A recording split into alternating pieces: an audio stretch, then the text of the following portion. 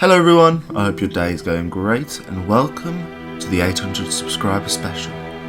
Before we get into the main juicy part of the video, I wanted to thank all of you from the bottom of my heart. Thank you so much for all the support. And as well I wanted to say hello to all the new subscribers. I hope your days are going great and I do hope you enjoy the stay at the channel if you do decide to stay, that is. Little older, a little wiser, but happy to see you. Do not go gentle into that good night. Old age should burn and rave at close of day. Rage, rage against the dying of the light. Though wise men at their end, no dark is right. Because their words had forked no lightning, they do not go gentle into that good night. Rage, rage against the dying of the light.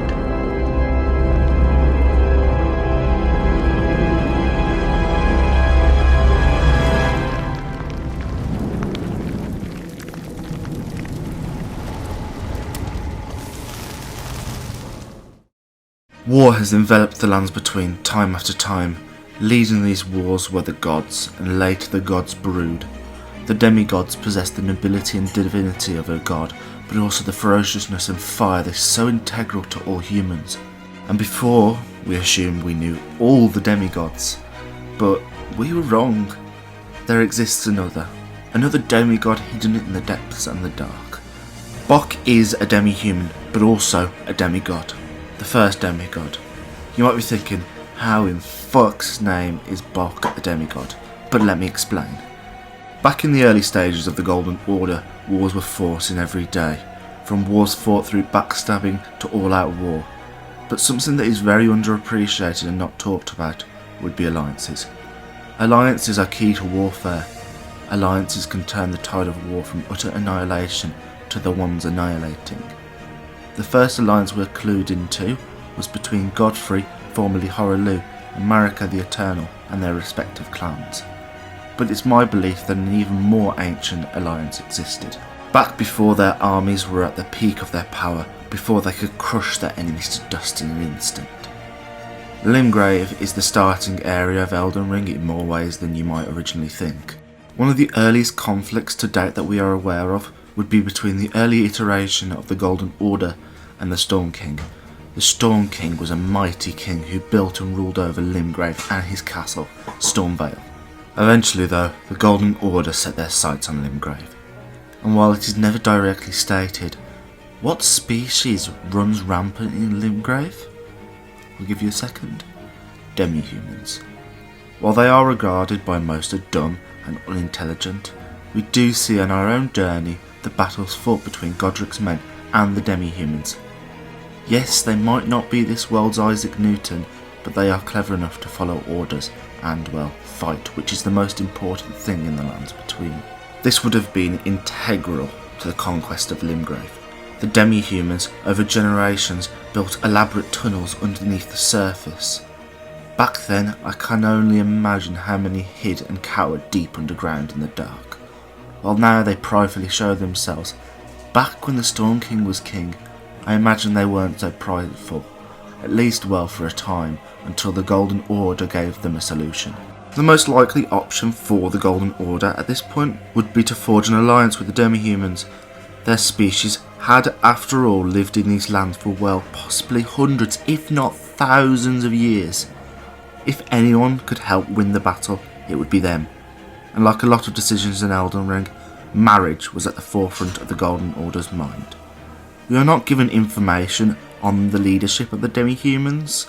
The closest thing we get is fighting the demi-human queens, but even then most of them are far away from their kin in Limgrave, though I highly doubt they're in a position of power due to that. I mean, how can you be the leader and yet you're over at Mount Gelmir and in Atlas? I think it's more like a position of nobility, like a royal family maybe, not necessarily in charge of them, but maybe they're like descendants of the main line. I don't know. We don't know. We're not given much information. I hope in the DLC we do get some kind of information. Sorry, the ice cream man. Fuck off. Sorry. Yeah, anyway. I hope we do get some information in the DLC because, well, the demi-humans are just really interesting and I just love some answers to some of the questions I have. A lot is left up to the imagination, but we do know one thing. A demi-human was born, one with the intellect of a god. This demi-human's name was Bok. We are never implicitly told who Bok's mother is, but we do hear a lot about her through dialogue. For a time at least, Bok's mother cared for him. We know one thing, Bok's mother was a seamster. She also mentioned to Bok a lot about royal seamsters, and someone who is known to have knowledge of the royal seamsters would be Marika herself, as this very seamstress would tend to her clothes on a daily basis. This is all we know about Bok pre-imprisoning. Sometime, for some reason, Bok was banished from his tribe of demi-humans. My only guess as to why this occurred would be that Bok, after being born and after having sealed the alliance, in one way or another, Marika married Godfrey. And knowing the demi-humans, this must have hurt the pride of not just their collective, but also whomever their leader might have been, whoever sired Bok. And while this must have hurt the demi-humans, imagine how Bok must have felt. An outcast to all his people, and then one day his one shining light in the world left him to the darkness of his ancestors. Imagine what Bok must be feeling in this moment. And then to top it all off, after being banished, stumbling around Limgrave, he stumbled upon a sorcerer of some kind, and this sorcerer, I think for just shits and giggles, turned him into a tree. But we were never told how long Bok has been in that tree. Limgrave is dense and vast. What if he was frozen in time by this sorcerer, temporarily taking the form of shrubbery? What if, as we walked through Limgrave, as all ye dead who yet live walked through Limgrave, what if that very same grace stirred a spell long cast, allowing Bok once more sentience, allowing him to cry for help through the very same grace we had just been woken by? Though by Bok's dialogue, it seems a lot of people literally just went, oh, fucking hell, what is he doing? And just left him there, crying, literally the guy's on the verge of tears when we find him. I don't know how you guys could do that to Bok of all people. Imagine what Bok must be feeling. Woken years later, confused and scared, he returned to his banished home only to be beaten to a bloody pulp. But perhaps this wasn't because of his banishment, but because no one recognised him and saw him as a threat, though really, if we're being honest, I don't think they saw him as a threat. I think they just, again, wanted to have some shits and giggles. Scared and alone, he sat there at the entrance to their cave, a broken demigod, until we come along. We bring him his sewing needle, then the gold sewing needle, become his friend, then his master, and then finally his lord, which he would follow till the very bitter end. He might not have been physically strong, but he possessed a mind worthy of his kin. Bok is the first Forgotten Demi-God. Sadly everyone, that is the end of the video. Before you go, I just want to make it clear that this video was mostly satire.